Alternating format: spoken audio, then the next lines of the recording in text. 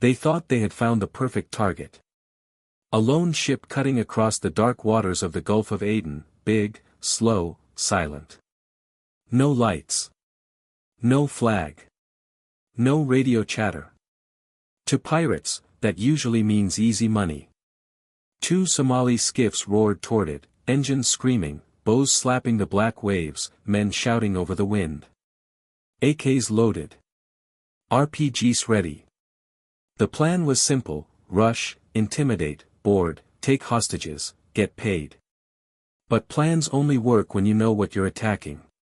And tonight, these pirates were about to learn that the ocean has rules, and one of them is: never chase a ship you haven't identified. Because that cargo ship? Yeah, it wasn't a cargo ship. It was the USS Mesa Verde, a 25,000-ton amphibious transport dock, capable of launching Marines, Ospreys, helicopters, drones, fast boats, and enough firepower to end a small war before lunchtime. In the next few minutes, those pirates would go from hunters to overwhelmed, zip-tied passengers on the wrong side of American discipline. This is what happens when you try to hit the wrong U.S. Navy ship. And yes, it was a massive mistake.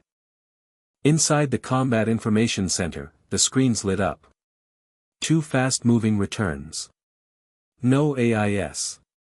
No ID. No hesitation. CIC to bridge, unidentified small craft approaching. Bearing 129. Closing fast. In this region, that's a translation for pirates incoming. The officer of the deck didn't need a debate. Launch the bird.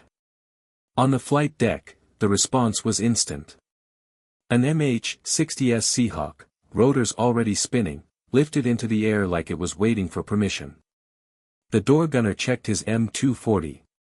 The sensors scanned for weapons. The pilot pushed forward into the night. Below, the ship wasn't slowing. The Mesa Verde is built for combat insertions, steel, speed, and Marines. Whether it's launching raids or repelling attacks, hesitation is not part of the design. And the pirates still thought this was a commercial ship. Inside the Combat Information Center, the screens lit up. Two fast-moving returns. No AIS. No ID. No hesitation. CIC to bridge, unidentified small craft approaching. Bearing 129. Closing fast. In this region, that's a translation for pirates incoming. The officer of the deck didn't need a debate.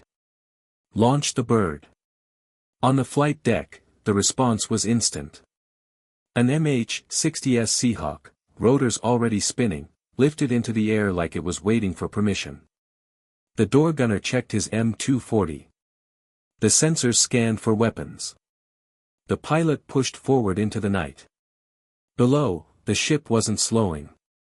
The Mesa Verde is built for combat insertions, steel, speed, and Marines. Whether it's launching raids or repelling attacks, hesitation is not part of the design. And the pirates still thought this was a commercial ship. On radar, one skiff veered right. The other kept charging straight. Divide the defenders. Confuse their response. Except that only works on ships that don't have a helicopter overhead. The Seahawk dipped low. Infrared locked on. And there it was, the unmistakable shape of an RPG tube. Mesa Verde, this is Falcon. Pirate skiff confirmed armed. Hostile posture. At that moment, the pirates had no idea a helicopter was watching them. Night vision doesn't care about darkness. On deck, Marines loaded onto two ribs on standby. Navy VBSS teams, body armor, comms, rifles, breaching kits, waited for the order. These are the boarding specialists. The ocean version of a SWAT team. Still, the captain held steady. Maintain course. Let them commit. You don't flinch when you're the biggest thing on the water. The Seahawk dropped to 200 feet. The door gunner leaned out, calm, steady, barrel aimed near the skiff, not at it. A message without words. Turn. Back. Now. But the pirates didn't turn. One even stood up, raising the RPG like this was some Hollywood showdown. The pilot didn't wait another second. A burst of M240 fire tore across the surface of the water, ahead of the skiff, a clean warning shot. Foam exploded. The pirates ducked. The skiff slowed. But too late. The ribs were already in the water. Both ribs shot across the waves like blades slicing fabric. One cut off the pirate skiff's escape route. The second closed from the side, Marines shouting commands over a loudspeaker. Hands up. Weapons down. Now. The pirates froze. One threw his rifle overboard. Another raised his hand slowly. The last one hesitated, and that hesitation ended when a Marine was suddenly on his boat, M4 raised, ordering him down. In less than 20 seconds, the fight was gone. Weapons confiscated. Men zip-tied. Skiff secured. And the Mesa Verde? It didn't stop, didn't slow, didn't flinch. Its engines never dropped RPM. To an amphibious ship, this was routine. To the pirates, this was a nightmare awakening. While the captured pirates were taken aboard the USS Mesa Verde's escorting destroyer, something else was happening in the sky. The Seahawks circled further outward, scanning the sea lanes, and bingo.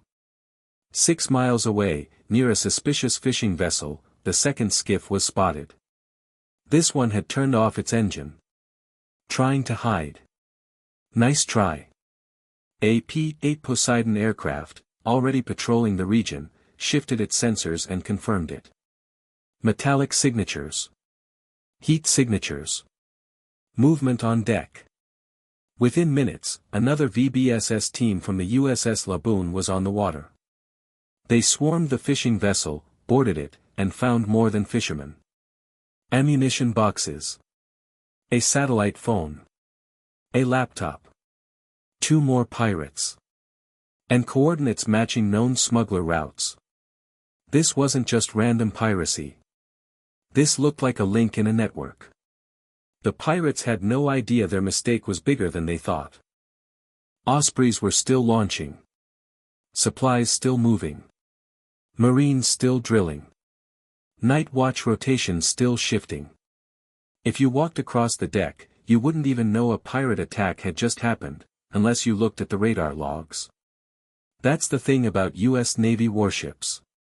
Even at full alert, they look calm. Pirates operate on adrenaline and improvisation. The Navy operates on training and overwhelming capability. One side reacts. The other executes. Neutralizing pirates is step 1. Exploiting their mistakes. That's step 2. The confiscated RPG was scanned for serials. The sat phone was dumped into a signal analyzer. The laptop was cloned. The skiff's hull material was checked.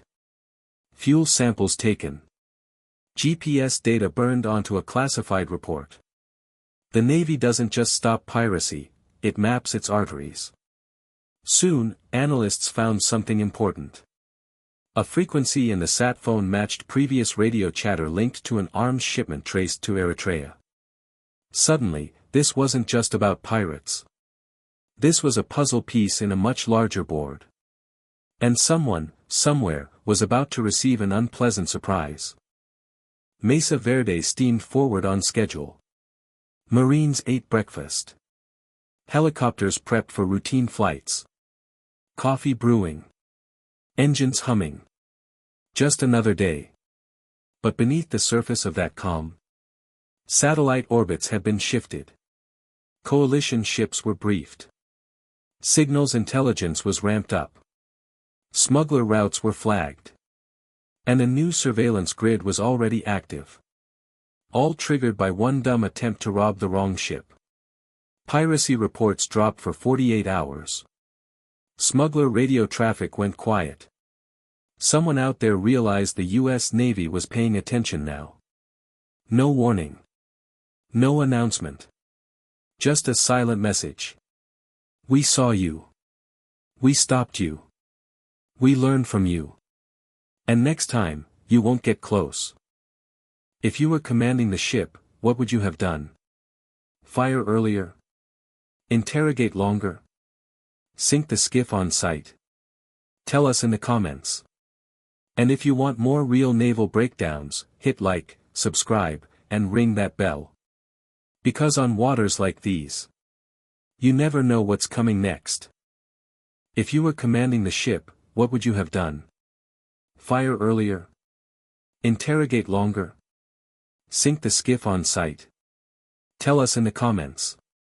And if you want more real naval breakdowns, hit like, subscribe, and ring that bell. Because on waters like these, you never know what's coming next.